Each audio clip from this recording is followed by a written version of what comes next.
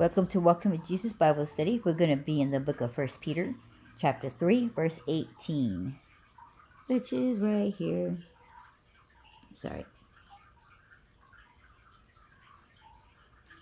For Christ also had once suffered for sins, the just for the unjust, that he might bring us to God, being put to death in the flesh, but quickening by the Spirit. And I'm going to repeat that. For Christ also had once suffered for sins, the just for the unjust, that he might bring us to God, being put to death in the flesh, but quickening by the Spirit. Have you been treated unfairly? Have you ever been treated unjustly just because of your faith? If so, don't take it to heart. The Bible reminds us that as Christians we will be persecuted. It also reminds us that Christ also suffered unjustly. He did not just simply suffer, he died for our sins. He did this so that we might come to know him. Yet in the death of his human flesh, he was still triumphant. When we suffer because of our faith, we must be reminded that because of him, because of Christ who suffered infinitely more than we would ever in order to draw people to God.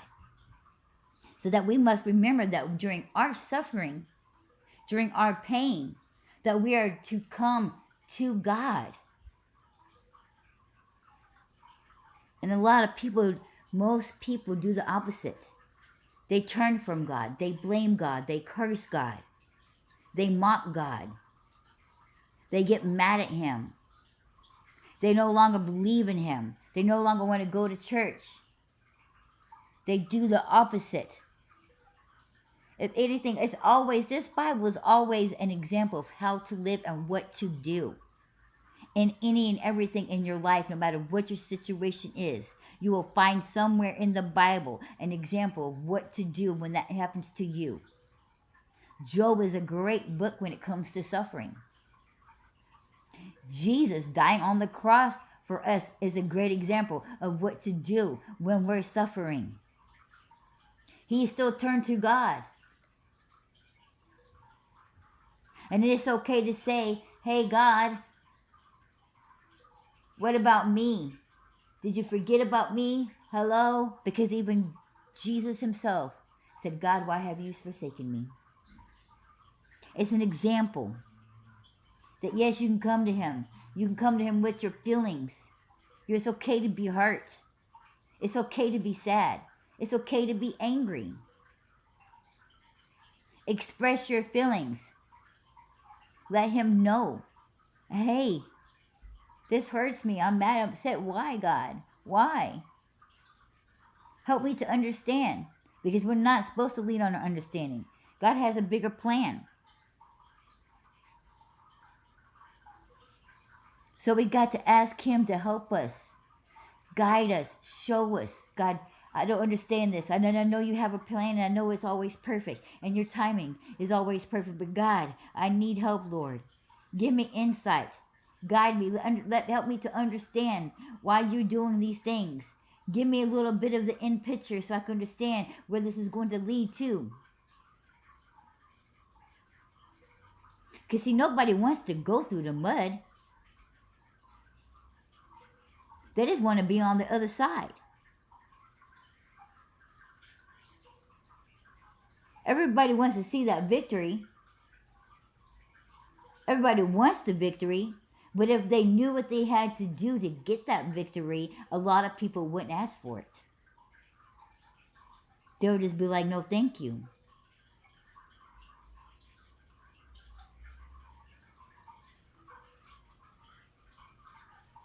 But we all have to walk through that mud. You have to climb that mountain to get to the top.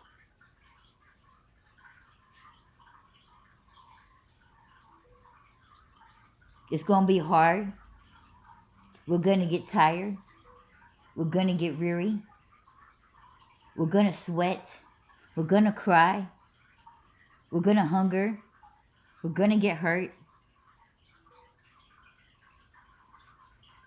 But once we get there, it's going to be worth it. We have made it.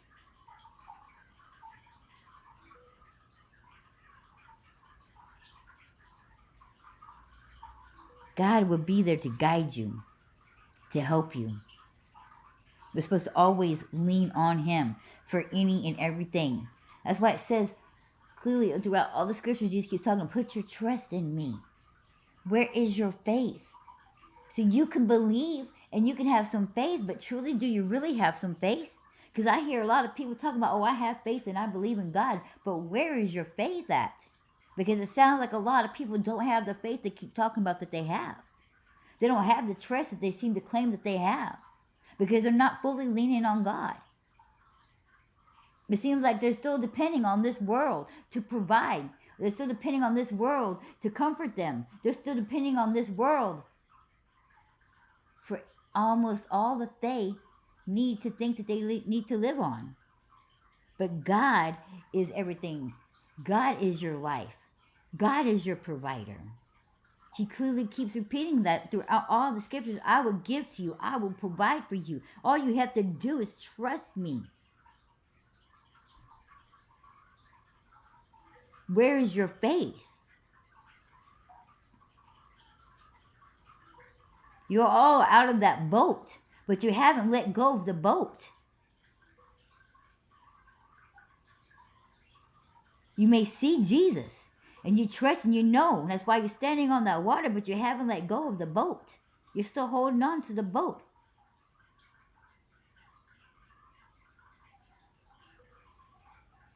That's not putting your trust or your faith on God. Not if you're holding on.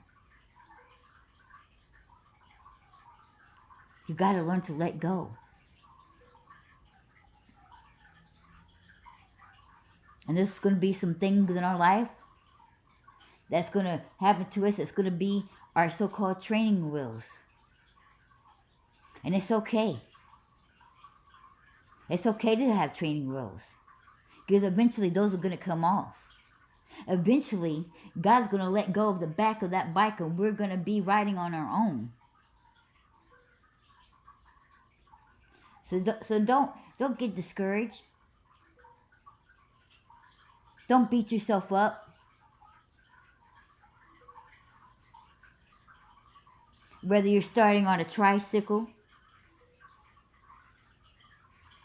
before you get onto that bigger bike, doesn't matter if you have training wheels on it or not. The fact is that you got on that bike and put your trust and your faith on God to learn how to ride. That's all that really matters. Because eventually He's going to let go. And you're going to be on your own. And He's going to be so proud that you're able to ride that ride. And it's okay if you fall. He's going to tell you, just get back up and do it again. He's got you. It may hurt you, may scrape your knee a little bit, but that's okay. Sometimes it happens. It's all part of the learning process. A process that we all must go through.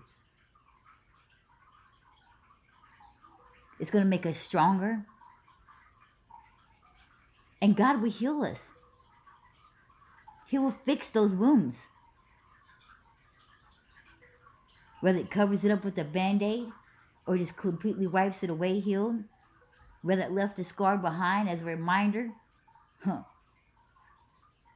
But He's got you.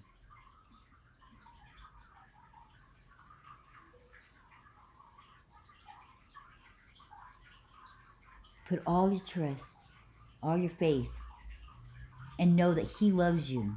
And He's never going to let you go. He will always be standing right behind you. He's never that far off. Whether if you've done been a little bit down the block, you can still see Him standing there waving to you. It's okay. He's got you. He would never leave you. He would never forsake you. He would never abandon you. You're His.